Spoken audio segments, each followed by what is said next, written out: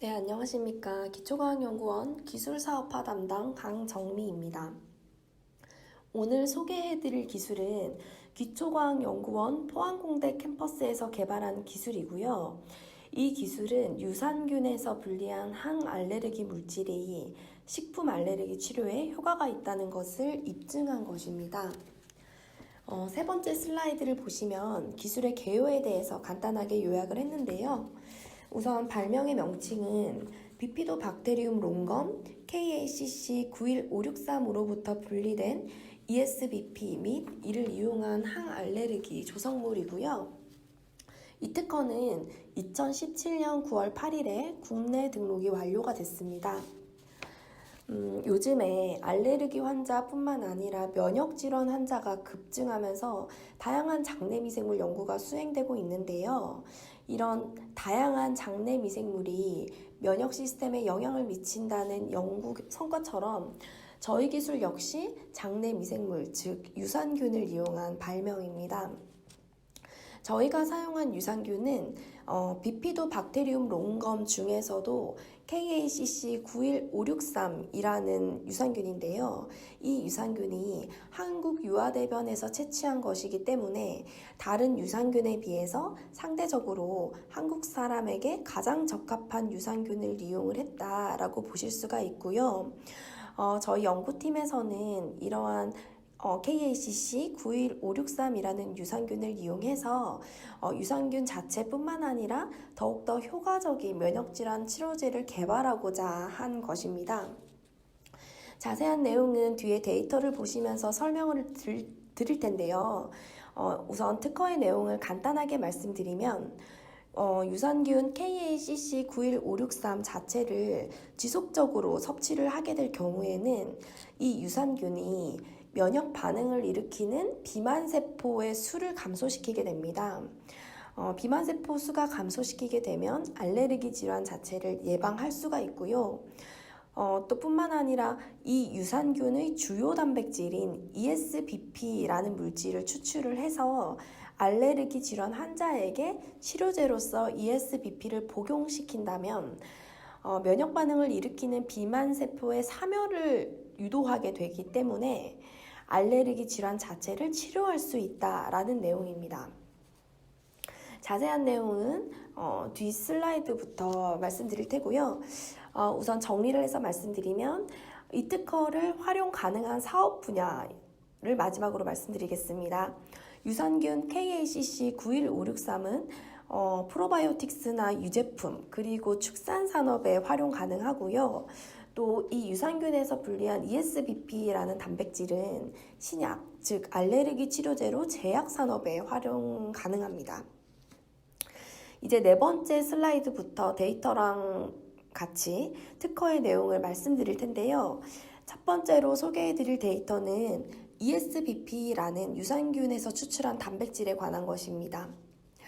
앞 슬라이드에서 설명드릴 때도 말씀드렸듯이 유산균이 면역 반응을 조절 가능하다라는 문헌은 흔히 접할 수가 있지만 면역 질환의 효과를 나타내는 유산균에서 단백질을 추출해서 면역 질환을 치료한다라는 것이 저희 연구의 핵심입니다.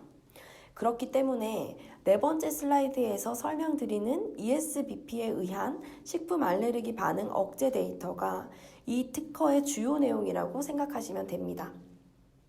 우선 위 두 개의 데이터는 비피도박테리움 롱검 KACC 91563에서 분리한 ESBP라는 주요 단백질이 ASBP와 함께 존재한다라는 것을 확인을 했고요. 이 주요 단백질들의 기능을 확인하기 위해서 제조합 단백질을 분리 정제한 것입니다. 이 특허에서 사용된 질환 모델은 오브알부민이라는 물질을 마우스에 주입시켜서 식품 알레르기 질환 모델을 유도한 것이고요. 오른쪽 하단에 있는 데이터가 주요 단백질인 ESBP의 효과를 입증한 데이터입니다. 데이터를 보시는 것처럼 ASBP 역시 KACC 91563의 주요 단백질임에도 불구하고 설사 완화 효과가 없는 것을 확인할 수 있었고요. ESBP만 설사 발병률이 현저하게 떨어진 것을 확인할 수가 있었습니다. 다음 슬라이드로 넘어가셔서 5번째 슬라이드는 ESBP가 어떻게 알레르기 질환을 치료하는지 그 기전에 대한 데이터인데요.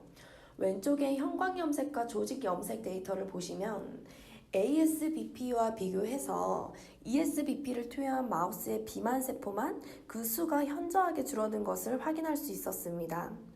그렇다면 면역 시스템에 영향을 미치는 T세포나 호상구의 수는 어떤지, 즉 면역 시스템 전체의 주요 세포들의 변화를 관찰한 것이 오른쪽 데이터라고 보시면 됩니다. 지금까지 상용화되어 있는 면역질환 치료제들은요, 면역 시스템 전체를 블락킹 시켜서 대증요법으로 사용이 되고 있고요. 정상적인 면역 반응까지 억제하는 경우가 굉장히 많습니다. ESBP 같은 경우에는 면역 시스템의 주요 기능을 하는 T세포나 호상구의 수는 변화가 없고, 다시 말씀드리면 ESBP는 면역 시스템의 주요 기능을 하는 T세포나 호상구의 수를 변화시키지 않고 비만세포만 특이적으로 사멸시킨다는 것이 큰 강점이라고 보실 수 있습니다. 또 6번째 슬라이드를 보시면요. KACC 91563이라는 유산균 자체의 기능에 대해서 연구한 결과인데요. 이 효과를 확인하기 위해서 오른쪽 하단의 데이터처럼 식품 알레르기를 유도하는 오브알부민을 마우스에 적은 양으로 투여해서 긴 타원형 모양의 비피도박테리움 롱검을 주입해 보았습니다. 대조군은 널리 알려져 있는 페실러스 유산균을 이용해서 관찰을 해봤더니 비피도박테리움 롱검 KACC 91563이 설사 개시를 연기한다는 것을 확인할 수 있었습니다.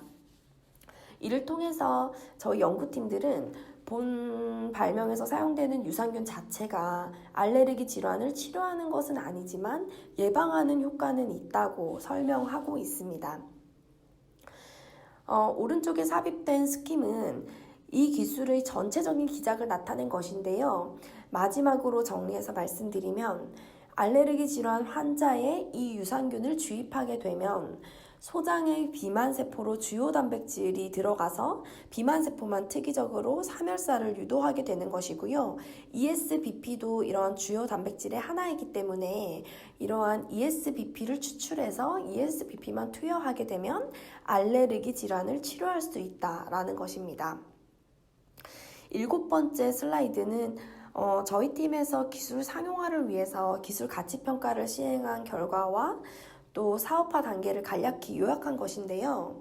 보시는 것처럼 기술성과 권리성은 보통 수준 이상인 것으로 확인이 되었고, 현재 이 기술은 랩 스케일이지만 사업화를 희망하는 기업에서 라이센싱 인을 통해서 이 기술을 확보한 후에 식약처 요구자료들을 보완한다면 건강기능식품이나 의약품으로 상용화 가능하다라는 말씀을 끝으로 기술에 대한 설명을 마치도록 하겠습니다.